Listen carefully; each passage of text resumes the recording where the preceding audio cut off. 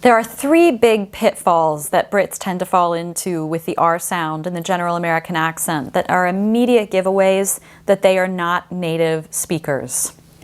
The first one is dropping your R's, as in not saying them where they are in the spelling of the word.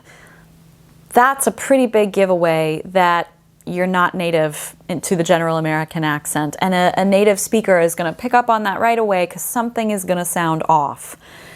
The place where you really need to pay attention to this, right, and this is, of course, the dropping one is really more for the non-rhotic speakers. If you're a rhotic UK-based actor, you most likely are not going to have this problem. So this is really more for the non-rhotic camp. You really want to watch dropping R's in the words in the sentence that aren't stressed, or in the syllables of the word that aren't stressed. So for example, in our practice sentence, in like another would be a word that there's an R at the end of that word, but because the syllable that the R is in is not stressed, that will be the place that you'll be the most likely to drop it. So really pay attention to those little sounds.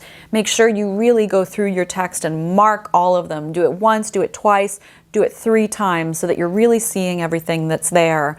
And that those are the ones in particular that you want to make sure you're practicing also without adding undue stress to them, but still including the R. The second pitfall, and again, this is going to be mostly for non-rhotic speakers, is the one we've already talked about, which is adding in those linking R's. So adding those connecting R's that aren't in the spelling of the word, but that help you connect one word that ends with a vowel sound to one word that starts with a vowel sound, like in vanilla ice cream. This is again just a kind of dead giveaway that something's not quite right, because since general American is a rhotic accent, like if we were doing a Boston accent, it would be a different story. But when we're talking about general American, which is a rhotic accent, we don't add in those linking R's. So it would sound really funny in the accent if you said, I'd like to order a vanilla ice cream. So we want to make sure, getting rid of all those linking R's. And the third one is that you're making your R sounds in all the right place, but you're just making the wrong R sound. Now this one is where it's going to be trickier if you come from the UK and you do have a rhotic accent, but you're used to making the R in a different part of your vocal tract with a different part of your tongue. You're just going to have to remind yourself every time that it's got to be a bunched molar R, even before the vowel sounds, like red or very. We're going to need that heavier R sound in order to sound consistent in the accent.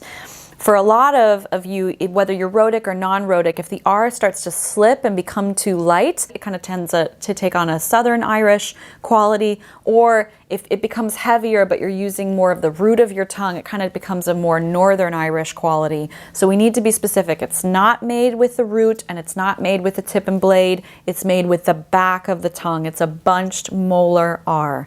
Use your teeth as your anchor. Are you feeling the back of your tongue, the sides touch the insides of your molars? If you are, that's the right R. Okay, we have covered everything we can cover about the R sound. Let's move into the next tricky sound, which is that L.